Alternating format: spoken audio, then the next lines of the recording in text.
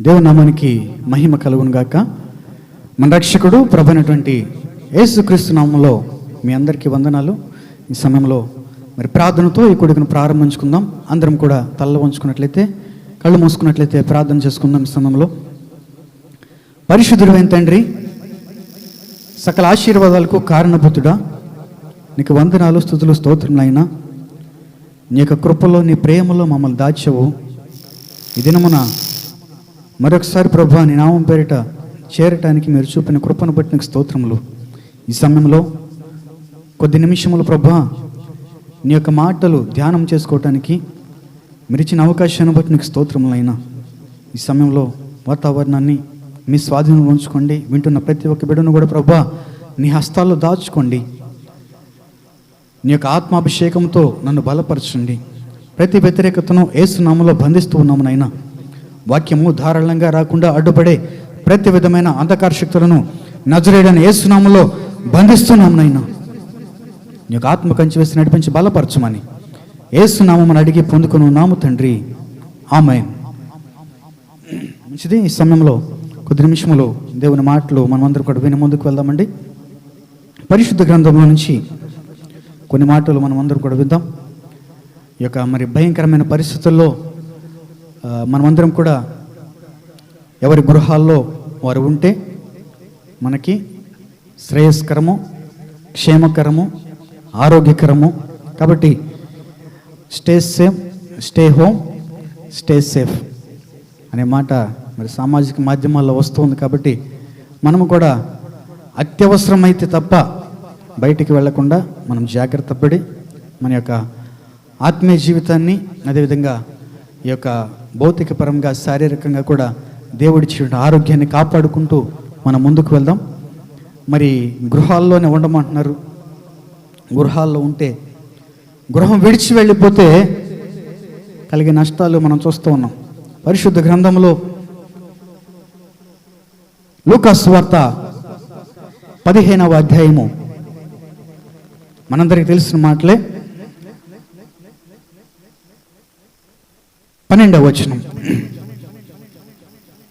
వారిలో చిన్నవాడు తండ్రి ఆస్తిలో నాకు వచ్చే భాగం ఇమ్మని తన తండ్రిని అడగగా అతడు వారికి తన ఆస్తిని పంచిపెట్టెను.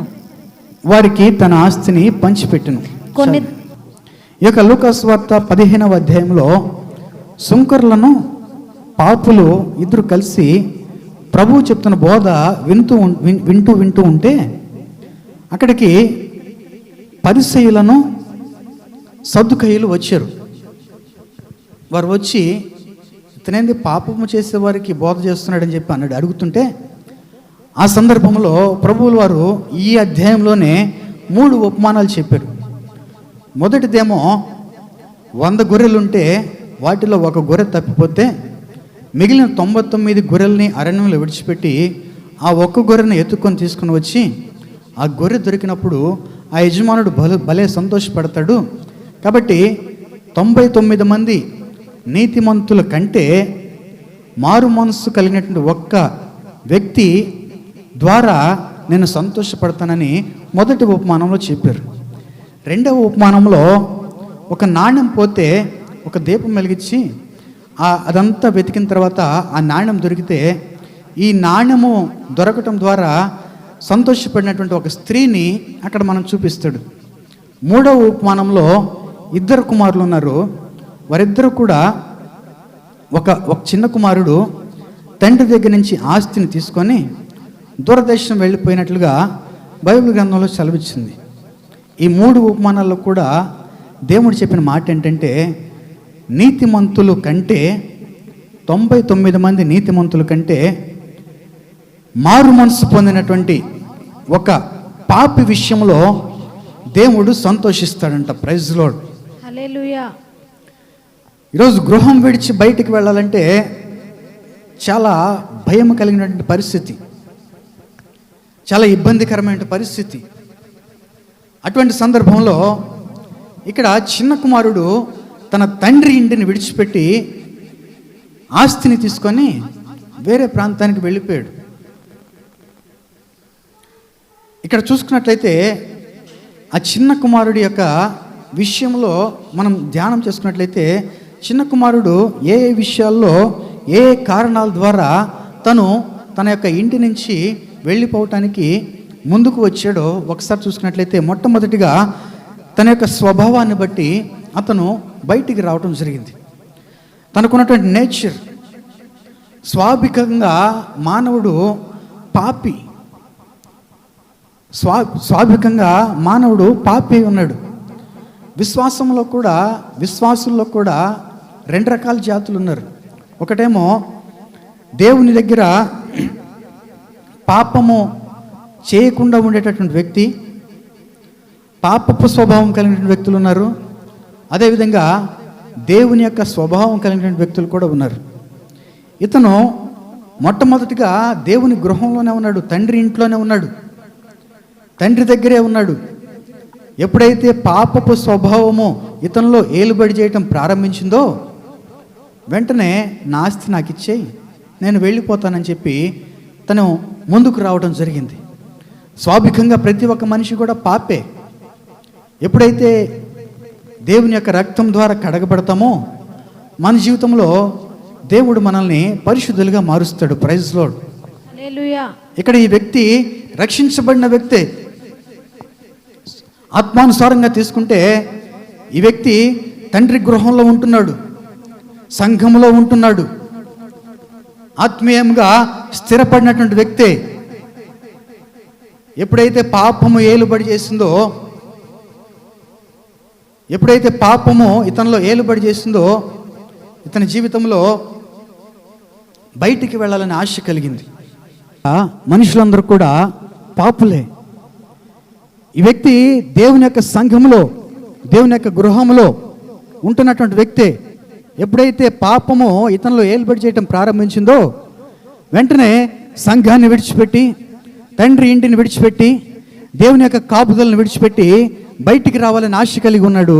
అందుకనే తండ్రి ఆస్తిలో సగభాగాన్ని నాకు పంచిపెట్టి నేను వెళ్తాను అంటున్నాడు. ఈరోజు సంఘంలో ఉండవలసిన నీవు బయటికి వెళ్ళిపోయావా? అపవాదిని మీద ఏలుబడి చేస్తూ ఉందా? లేకపోతే సంఘంలోనే ఉన్నావా? తండ్రి ఇంట్లోనే ఉన్నావా? గృహంలోనే ఉంటూ ఉన్నావా? మొట్టమొదటి కారణము స్వభావం, ఇతని యొక్క నేచర్ ఇతనిలో ఏలుబడి చేస్తుంది. రెండవదిగా చూసుకున్నట్లయితే స్వాతిశయం, అంటే సెల్ఫ్ కాన్ఫిడెన్స్. తన మీద తనకు కాన్ఫిడెన్స్ ఎక్కువ. అంటే తన తండ్రి జ్ఞానము సరిగా లేదేమో అనుకున్నాడేమో, లేకపోతే తన అన్న మీద ఇతనికి నమ్మకం లేకపోయిందేమో. నా ఆస్తి నేను తీసుకొని వెళ్ళిపోతే నాకు బాగానే ఉంటుందిగా, తండ్రి సరిగ్గా పంచుతున్నాడో లేదో, తండ్రికి వయసు మీద పడిపోయింది, జ్ఞానము సరిగా ఉందో లేదో అనుకొని సొంత ఆలోచనల చేత సెల్ఫ్ కాన్ఫిడెన్స్ ఎక్కువైపోయి నేను బాగా పరిపాలించగలను, నేను బాగా చేయగలను అని తన మీద తనకి నమ్మకం ఎక్కువైపోయి తన జీవితంలో ఇంటి నుంచి బయటికి రావడానికి ఇది రెండవ కారణం.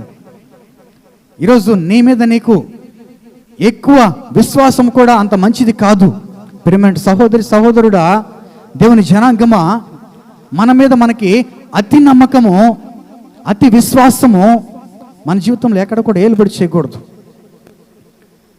ఆ రోజు దేవుని దగ్గర ప్రధాన దూతగా ఉన్నటువంటి లూసిఫర్ తనను తాను హెచ్చించుకుంది. నేను ఆకాశం కంటే పైగా ఉండాలని ఆశపడింది, పాతాళంలోకి వెళ్ళిపోయింది. యెషయా గ్రంథం 14వ అధ్యాయము 11 నుంచి చదువుకున్నట్లయితే, నీ మహత్యమును నీ స్వరమండలముల స్వరములను పాతాళములో పడవేయబడెను. నీ క్రింద పురుగులు వ్యాపించును. కీటకములు నిన్ను కప్పును. తేజో నక్షత్రమా వేకువ చుక్క నీవెట్లా ఆకాశము నుండి పడితివి? నీవెట్లా ఆకాశం నుంచి పడిపోయావు? జనములను పడగొట్టిన నీవు నేల మట్టు వరకు ఎట్లా నరకబడ్డావు అనే మాట లూసిఫర్. తేజో నక్షత్రమా పాతాళముకు పడిపోయావు, పురుగులు నీకు వ్యాపించినాయి. ఉన్నత స్థలముల్లో ఉండాలని ఆశపడ్డావు, కానీ పాతాళంలోకి దిగజారిపోయావు. సెల్ఫ్ కాన్ఫిడెన్స్, నా అనేటటువంటి తత్వము తన జీవితంలో ఏలుబడి చేసింది. దేవుని పక్కన ఉండాల్సిన వ్యక్తి ఇప్పుడు పాతాళంలో పడిపోయాడు. జాగ్రత్త దేవుని సంఘమా, జాగ్రత్త. నా అనేటటువంటి తత్వం నీలో ఏలుబడి చేస్తే, నేను చేయగలను అనే సెల్ఫ్ కాన్ఫిడెన్స్ ఎక్కువైపోతే నీవు కూడా అధోగతికి వెళ్ళిపోవాల్సినటువంటి కారణం అయిపోతూ ఉంటుంది. మూడవ కారణం ఇతనిలో ఏంటంటే స్వచిత్తం, సెల్ఫ్ విల్. నేను చేయగలను, స్వచిత్తం. గుర్తుపెట్టుకోండి, నీ స్వచిత్తం వల్ల నువ్వు ఏది కూడా సాధించలేవు. నీ స్వచిత్తము దేవుని యొక్క చిత్తాన్ని నెరవేర్చలేదు ఎప్పటికీ కూడా. నీ సొంతగా ఆలోచన, సొంత తలంపులు, సొంత నడవడిక. దేవుని దగ్గర నువ్వు వెళ్తున్న మార్గం కరెక్టేనా? దేవుని చిత్తంలో ఉందా? దేవుని చిత్తంలో ఉంటే అది సరైన మార్గంలో వెళ్తుంది. నీ సొంత చిత్తంలో నువ్వు చేస్తే అది నీ నాశనానికి కారణమవుతూ ఉంటుంది. స్వచిత్తం ఎప్పటికీ కూడా దేవుని చిత్తాన్ని నెరవేర్చలేదు. నీ స్వచిత్తము కొంతకాలం నీకు ఇష్టముగా ఉన్నా కానీ అది నాశనానికి వెళ్ళిపోతూ ఉంటుంది. అదే దేవుని చిత్తము కొంచెం కష్టముగా ఉన్నా కానీ అది తుదకు శాశ్వతమైనటువంటి దేవుని కృప నీకు ఇస్తూ ఉంటుంది. Praise Lord. హల్లెలూయా. ఏదైనా తోటలో ఆదాము హవ్వ స్వచిత్తం చేశారు. తినకూడనటువంటి పండుని వారి సొంత ఆలోచన చేత వారు తిన్నారు. ఈ లోకానికి పాపాన్ని తెచ్చారు. ఈరోజు దైవ జనాంగమా, నీ స్వంత చిత్తం మీద ఆశపడి ఆలోచన చేసి నువ్వు వెళ్తూ ఉన్నావేమో ఒకసారి జాగ్రత్త. ఈ యొక్క చిన్న కుమారుడు స్వచిత్తము ద్వారా తండ్రి ఇంటి నుంచి బయటికి రావాలని ఆశ కలిగి ఉన్నాడు. తన జీవితంలో ఆయన చిత్తం గెలవాలి, ఆయన చిత్తం జరగాలి, నేనేదనుకుంటే జరగాలి అన్న ఒక ధోరణిలో అతను ముందుకు వెళ్ళిపోతూ ఉన్నాడు. నాలుగవదిగా చూసుకున్నట్టయితే తన జీవితంలో ఆయన కారణం ఏంటంటే స్వార్థము, సెల్ఫిష్నెస్. చిన్న కుమారుడు పలికిన మాటల్లో నా అనే మాట చాలాసార్లు వాడారు. ఆస్తిలో నా వాటా, నా భాగము రావాలనే మాట వాడాడు. అంటే స్వార్థపు మాటలు పలుకుతూ ఉన్నాడు. స్వార్థము అతనిలో ఏలుబడి చేస్తూ ఉంది. చిన్న కుమారుడు పలికిన మాటల్లో స్వార్థం ఏలుబడి చేస్తూ ఉంది. ఈరోజు చాలామంది స్వార్థపురులు అయిపోయారు. మన జీవితాల్లో, మన కుటుంబాల్లో, మన సంఘాల్లో స్వార్థం ఎక్కువైపోతూ ఉంది. అందుకని పౌలు గారు అన్నారు ఒక చోట, పౌలు గారు చెప్తూ ఉన్నారు ఒక మాట, గలతీయులకు రాసిన పత్రిక 6వ అధ్యాయం 14వ వచనంలో, అయితే మన ప్రభు అయినటువంటి యేసుక్రీస్తు సిలువ యందు తప్ప మరి దేని యందును అతిశయించుట, యేసు ప్రభు యొక్క సిలువ యందు మాత్రమే నేను అతిశయిస్తాను, వేటి యందు కూడా అతిశయించుట నాకు దూరమవును గాక. మన ప్రభు అయిన యేసుక్రీస్తు యొక్క సిలువ యందే నేను అతిశయిస్తాను, ఇంకా దేని యందు కూడా నేను అతిశయించడానికి ఇష్టపడనని పౌలు గారు చెప్తున్నాడండి. పౌలు గారు అపోస్తులుగా మార్చబడిన తర్వాత దేవుని యొక్క సాధనముగా బహుబలముగా వాడబడ్డాడు. ఆ మాట నువ్వు చెప్పగలవా? నీలో స్వార్థం లేకుండా ఉందని నువ్వు చెప్పగలవా? ఈ చిన్న కుమారుడు స్వార్థప్రియుడైపోయి తన యొక్క ఆస్తి మీద తన స్వార్థం కలిగి నాకంటే ఎక్కువ అన్నకు పెడతాడేమో అని తన తండ్రి మీద స్వార్థం ఎక్కువైపోయి, తన అన్న మీద స్వార్థం ఎక్కువైపోయి అతను ఆస్తిని పంచమని అడిగాడు. 5వదిగా చూసుకున్నట్టయితే అతనికి ఉన్నటువంటి శరీరేచ్ఛలు. తండ్రి ఇంట్లో ఉంటే, తండ్రి యొక్క సంరక్షణలో ఉంటే తను బయటికి వెళ్ళి శరీరేచ్ఛలను తీర్చుకోవటానికి తనకి అవకాశం లేకుండా పోతుంది. అదే తన సొంత డబ్బు అనుకో, అదే తన సొంత డబ్బులు ఉన్నాయనుకో, తన ఇష్టానుసారంగా తిరగచ్చు. ఈరోజు యవ్వనస్తులు ఇంట్లో ఒక మాట చెప్పి బయటికి వెళ్ళి అక్కడ ఉండకుండా వేరే చోట ఉంటున్నారు. డాడీ చదువుకోవటానికి మా ఫ్రెండ్ రూమ్కి వెళ్తున్నానని చెప్పి పేకాట క్లబ్బుల్లో వెళ్ళేవారు చాలామంది ఉన్నారు. ఏదో ఒక కారణం చెప్పి బయటకు వెళ్ళి వారు చేసే పనులు వేరుగా ఉన్నాయి. ఈరోజు యవ్వనస్తులు చాలామంది తప్పిపోవటానికి కారణం వారందరూ కూడా మేము చెప్పినట్లుగా వెళ్ళాలి అనే ధోరణిలో వారందరూ కూడా వెళ్ళిపోతున్నారు. అది ఎంత మాత్రం కూడా మన జీవితాలకి ప్రయోజనకరం కాదు. కాబట్టి ఇక్కడ చిన్న కుమారుడు శరీరేచ్ఛలకి సొంత ఆలోచనల చేత అతను వెళ్ళిపోయాడు, పురుగొల్పబడ్డాడు. తన జీవితంలో కోల్పోయాడు చాలా వాటిని. 4వదిగా చూసుకున్నట్లయితే చివరిగా ఆయన అంతా కూడా సమకూర్చుకున్నాడు. లూకాసు వార్త 15వ అధ్యాయము 13వ వచనంలో ఉంటుంది. కొన్ని దినములైన తరువాత ఆ చిన్న కుమారుడు సమస్తమును కూర్చుకున్నాడు. దూరదేశమునకు ప్రయాణమైపోయి సమస్తమును కూర్చుకున్నాడు. ఆయన ఆస్తిని కూర్చుకోవటానికే చూసుకున్నాడులే కానీ తండ్రి ప్రేమకు దూరం అవుతున్నాడే అని ఆలోచన లేకుండా పోయింది. కొంతకాలం ఉన్నాడు, తండ్రి ప్రేమని ఆలోచించలేకపోయాడు. ఆస్తిని కూర్చుకుంటున్నాడు, ఎక్కడికి వెళ్ళాలో ఆలోచన చేస్తున్నాడే కానీ తండ్రి ప్రేమకు దూరం అవుతాననే ఆలోచన అతనికి రావట్లా. తండ్రి గృహాన్ని నుంచి, నా సొంత గృహాన్ని నుంచి నేను బయటికి వెళ్తున్నానే అనే ఆలోచన అతనికి రావట్లా. తండ్రి ప్రేమ నుంచి బయటికి వెళ్తున్నాననే ఆలోచన అతనికి రావట్లా. సమకూర్చుకున్నాడు. చివరికి ఇంకొక కారణం ఏంటంటే స్వతంత్రంగా బ్రతకాలనేటువంటి ఆలోచన కలిగి ఉన్నాడు. తండ్రి యొక్క కాపుదల నుంచి దూరం అయిపోయి దూరదేశానికి వెళ్ళిపోతే నేను స్వతంత్రంగా ఇండిపెండెంట్గా బ్రతకొచ్చు కదా అని ఆలోచన చేశాడు. ఒకళ్ళ దగ్గర, తండ్రి దగ్గర ఉండాలనే ఆలోచన లేకుండా స్వతంత్రంగా ఇండిపెండెంట్గా నేను వెళ్ళిపోవాలి. అక్కడికి వెళ్ళిపోతే నాకు ఎటువంటి ఆంక్షలు పెట్టేవారు ఎవరు లేరుగా, ఎవరు ఉండరుగా అని ఆలోచన చేత అతను వెళ్ళిపోతూ ఉన్నాడు. తండ్రి పిలుస్తున్న ప్రేమ అతని చెవిన పడలా. అతను చెవిటివాడైపోయాడు. స్నేహితులను సమకూర్చుకున్నాడు. స్నేహితులతో, వ్యసనాలతో ఆయన దగ్గర అవుతూ ఉన్నాడు. ఆయనంట అంత సమకూర్చుకొని కొంతకాలం అయిన తర్వాత దూరదేశానికి అతను వెళ్ళాడంట. దూరదేశానికి. ఎప్పుడైతే నీలో పాపం ఏలుబడి చేస్తుందో దేవుడి దగ్గర నుంచి నేను దూరంగా తీసుకెళ్ళిపోతూ ఉంటుంది. పాపము నీ జీవితంలో ఏలుబడి చేయడం ప్రారంభించిన తర్వాత దేవుని దగ్గర నుంచి, దేవుని కాపుదల నుంచి, దేవుని యొక్క సంరక్షణలో నుంచి, దేవుని చేతుల నుంచి, దేవుని యొక్క గృహంలో నుంచి నేను దూరంగా తీసుకుని వెళ్ళిపోతూ ఉంటాడు అపవాది. జాగ్రత్త ప్రియమైన దేవుని సంగమా, ఒకసారి జ్ఞాపకం చేసుకో.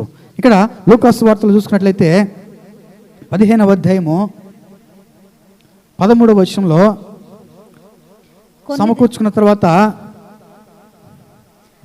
తన ఆస్తిని దుర్వ్యాపారము వలన పాడు చేసెను. దూరదేశమునకు ప్రయాణమై అతను వెళ్ళాడు. ఇప్పుడు దూరదేశమునకు వెళ్ళిపోయాడు. దూరదేశంకి వెళ్ళిన తర్వాత అతని జీవితంలో ఏమేమి నష్టపోయాడో మనం చూసుకుందాం. ఇప్పటి వరకు తండ్రి దగ్గర నుంచి బయటికి రావడానికి అతనిలో ఉన్నటువంటి కారణాలని మనం చూసాము. స్వచిత్తము, సెల్ఫ్ కాన్ఫిడెన్సు, స్వాభికము, అదేవిధంగా స్వార్థము, స్వతంత్రత, ఇవన్నీ కోరుకొని అపవాది అతన్ని పురుగొల్పి తండ్రి ఇంటి నుంచి బయటికి తీసుకొని వచ్చింది. దూరదేశం వెళ్ళిపోయాడు. ఒక పాపి అపవాది చేతిలో నుంచి ఇరుక్కున్న తర్వాత దేవుని దగ్గర నుంచి దూరంగా వెళ్ళిపోతూ ఉంటారు. ఈరోజు దూరదేశానికి వెళ్ళిపోయాడు. వెళ్ళిపోయిన తర్వాత తన జీవితంలో ఏమి నష్టపోయాడో ఒకసారి మనం చూసుకుందాం. మొట్టమొదటిగా అతను తండ్రి నుంచి వేరైపోయాడు. ఈరోజు దేవుని యొక్క సంఘములో, ఆయన రక్తం పెట్టి కాల్చిన సంఘములో విశ్వాసిగా స్థిరపడ్డావు. అపవాది చేత కదల్చబడి, అపవాది చేత పురుగొల్చబడి నీవు దేవుని యొక్క సంఘము నుంచి దూరం అయిపోతే తండ్రి నుంచి బయటికి వెళ్ళిపోయినట్లే, తండ్రి నుంచి వేరుపరచబడినట్లే. అది ఎంత నష్టం కలిగిస్తూ ఉంటుందో. అది ఎంత నష్టం కలిగిస్తూ ఉంటుందో. ఆది కాండంలో ఆయన మరి కయ్యూను తండ్రి సన్నిధి నుంచి బయటికి వెళ్ళినట్లుగా అక్కడ రాయబడి ఉంది.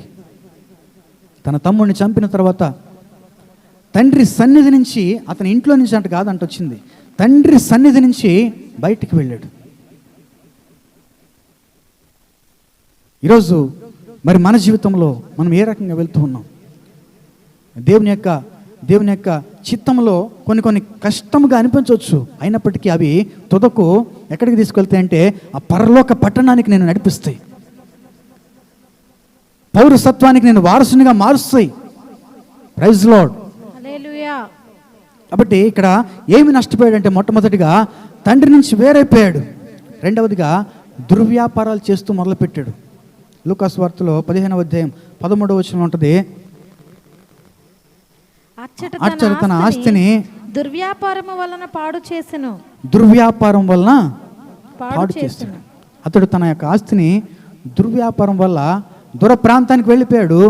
తన ఆస్తి మొత్తాన్ని కూడా దుర్వ్యాపారాలు, దుర్వ్యసనాలు. ఈరోజు యవ్వనస్తులందరూ కూడా దుర్వ్యసనాలు పాలైపోయి వారికి ఉన్నటువంటి ఆస్తిని, వారికి ఉన్నటువంటి సంపదనంతా కూడా పోగొట్టుకుంటూ ఉన్నారు. యవ్వనస్తులకి ఈరోజు మనం మంచి మాటలు చెప్తే వారికి అవి చెడ్డ మాటలుగా కనపడుతున్నాయి. అరే నువ్వు అటు వెళ్ళొద్దురా అబ్బాయి, అటు వెళ్తే పాడైపోతావురా,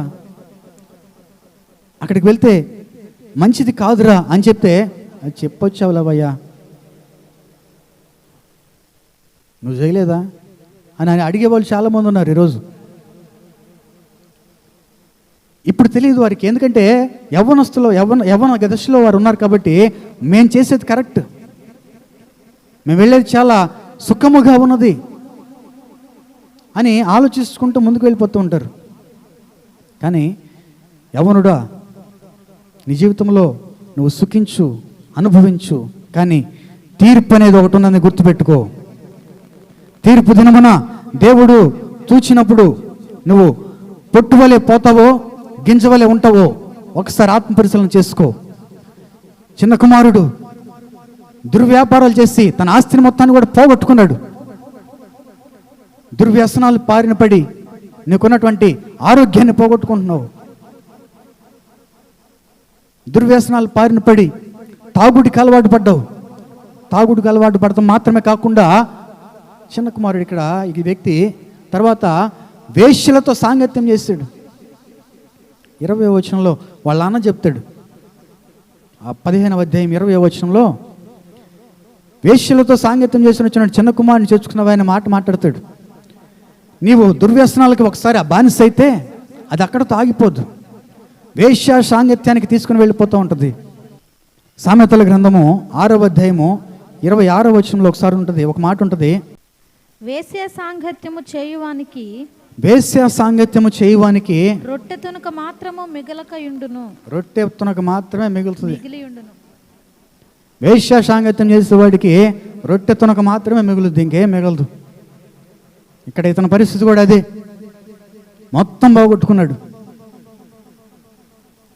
ఆస్తి మొత్తం పోయింది. ఆస్తి మాత్రమే కాదు, తనకున్న సమయాన్ని వృధా చేస్తాడు, ఆస్తిని వృధా చేస్తాడు, ఆరోగ్యం పోగొట్టుకున్నాడు. తన జీవితంలో తన శరీరంలో ఉన్నటువంటి, దేహంలో ఉన్నటువంటి ప్రతి అవయవాన్ని కూడా పోగొట్టుకున్నాడు. చివరికి తనకున్నటువంటి తర్వాత తన యొక్క తలాంతుల్ని కూడా పోగొట్టుకున్నాడండి. సంఘంలో చేర్చబడ్డావు, దేవుడు నీకంటూ ఒక తలాంతు ఇచ్చాడు. ఆ తలాంతుని జాగ్రత్తగా కాపాడుకుంటున్నావా? ఈ వ్యక్తి తనకిచ్చినటువంటి తలాంతుని పోగొట్టుకున్నాడు. మంచి జ్ఞానమే, తనకున్న ఆలోచన ప్రకారంగా ఒక బిజినెస్ చేద్దామని బయటికి వెళ్ళాడు, కానీ దేవుడు ఇచ్చిన తలాంతులన్నీ కూడా వ్యర్థం చేసుకున్నాడు. దేవుడు మంచి జ్ఞానం ఇస్తే ఆ జ్ఞానంతో ఇతను దుర్వ్యాపారాలు చేస్తాడు. మంచి వ్యాపారాలు చేస్తే బాగుండేది, దుర్వ్యాపారాలు చేస్తాడు, దుర్వ్యసనాలు పాలయ్యాడు. స్నేహితులతో తాగటము, తిరగటము, వేశ్యలతో సాంగత్యం చేయటం ప్రారంభించాడు. ఈరోజు నీకంటూ ఒక తలాంతు ఇచ్చాడు దేవుడు, దాన్ని దేనికి వాడుతున్నావు? పాటలు పాడే తలాంతు ఇచ్చాడు అనుకో, నువ్వు ఏ పాటలు పాడుతూ ఉన్నావు? మ్యూజిక్ వాయించే తలాంతు ఇచ్చాడు అనుకో, నువ్వు వేటికి మ్యూజిక్ వాయిస్తూ ఉన్నావు? ఒకసారి జ్ఞాపకం చేసుకో. ఈరోజు నేను ప్రేమించి ఒక తలాంతు ఇచ్చాడు. ఆ తలాంతును మంచి వాటికి నువ్వు వాడితే దానిని రెట్టింపు చేస్తాడు నా దేవుడు. Praise Lord. హల్లెలూయా. కాబట్టి ఇక్కడ తన ఆస్తిని పోగొట్టుకున్నాడు, తలాంతుల్ని పోగొట్టుకున్నాడు, చివరికి కరువులో పడిపోయాడండి. ఇంకా తన దగ్గర ఏమీ లేదు. కరువు కరువు కరువు కరువు వచ్చేసింది. చుట్టుపక్కల ఉన్న వాళ్ళందరూ కూడా ఎవరు తెలిసిన వాళ్ళు కాదు. అది దూరదేశం, ఎక్కడికి వెళ్ళాలా తెలియలా. చివరికి చేరాడు ఒక చోట. ఎక్కడ? పందులు మేపటానికి వెళ్ళాడు. అసలు ఈ పందులు యూదులకి ఎంత మాత్రము కూడా ఇష్టం లేనటువంటి కార్యం ఏంటంటే పందులు.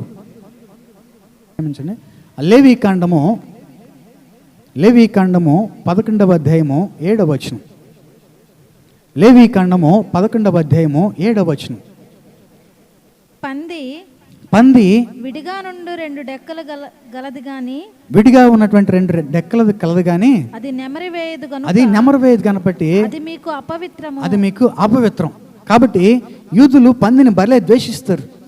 అది అపవిత్రమైనది కాబట్టి దాని దగ్గరికి వెళ్ళరు.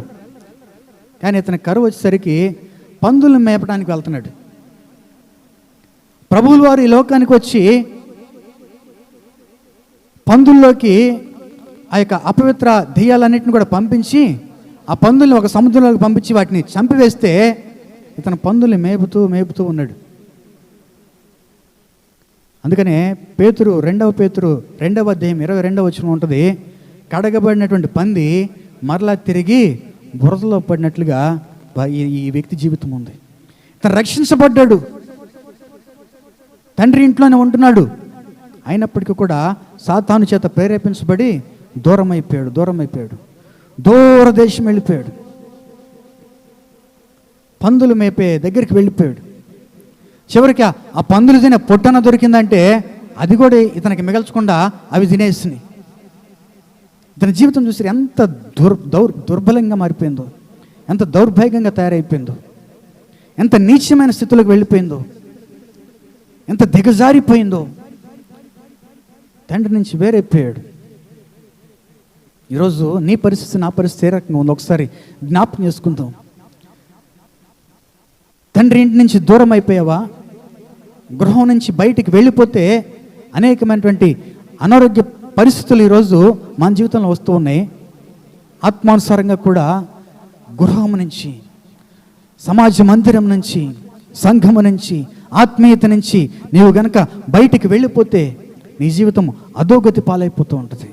ఒకసారి జ్ఞాపకం చేసుకోండి.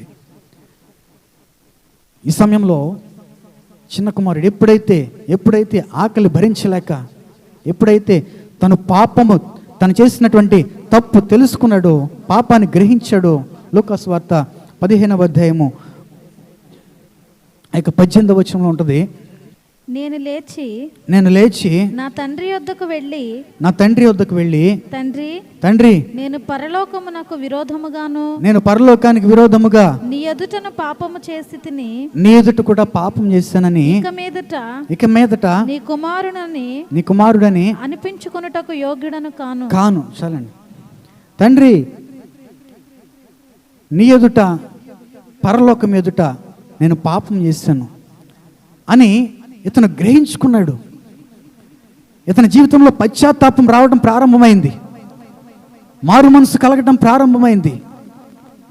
నేను మరలా నా తండ్రి దగ్గరికి వెళ్తాను, నా తండ్రి దగ్గర నాకు సంతోషం ఉంది, సమాధానం ఉంది, శాంతి ఉంది, ఆరోగ్యం ఉంది, సమృద్ధి ఉంది.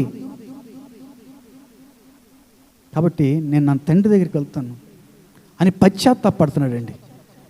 తండ్రి నీకు పరలోకానికి విరోధముగా నేను పాపం చేశానని పాపాన్ని ఒప్పుకుంటున్నాడు. ఈరోజు నేను గనక ఆ పాపాన్ని ఒప్పుకునే స్థితిలో నువ్వు ఉంటే ఖచ్చితంగా నా దేవుడు నీకు ఆశీర్వాదం అనే మెట్టు ఖచ్చితంగా దేవుడు ఇస్తాడు. హల్లెలూయా.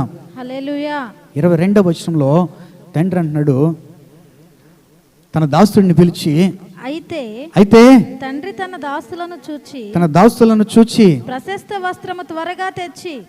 వస్త్రములను త్వరగా తెచ్చి వీనికి కట్టి వీని చేతికి ఉంగరం పెట్టి పాదములకు చెప్పులు తొడిగించుము, క్రొవ్విన దూడను తెచ్చి వధించుడి, మనము తిని సంతోషపడదాం. తండ్రి అంటున్నాడు మనం తిని సంతోషపడదాం. ఎందుకంటే కుమారుడు వచ్చాడు, తన పాపాన్ని గ్రహించాడు, కనికరించమని తండ్రిని ప్రాధేయపడుతున్నాడు. ఈరోజు నీవు నేను కనుక అటువంటి స్థితిలోకి వస్తే ఖచ్చితంగా తండ్రి నిన్ను ప్రేమించి, నా దేవుడు నిన్ను ప్రేమించి, నువ్వేదైతే కోల్పోయావో, ఏదైతే నష్టపోయావో, ఏదైతే ఆరోగ్యం అవ్వచ్చు, లేకపోతే నీకున్నటువంటి ఆస్తి అవ్వచ్చు, నీకున్నటువంటి పేరు ప్రఖ్యాతులు అవ్వచ్చు, ఏదైనా కానీ తిరిగి మరలా నా దేవుడు నీకు ఇవ్వటానికి ఇష్టపడుచున్నాడు. కాబట్టి నీ పాపాన్ని, నీ యొక్క తప్పుని ఎప్పుడైతే నువ్వు గ్రహించి ఒప్పుకొని విడిచిపెట్టి, తండ్రి నేను పాపం చేశానని ఎప్పుడైతే ఒప్పుకుంటావో, నా దేవుడు నేను కరుణించి సమస్తమును కూడా మరలా తిరిగి నీకు అనుగ్రహించునుగాక. ఆమేన్.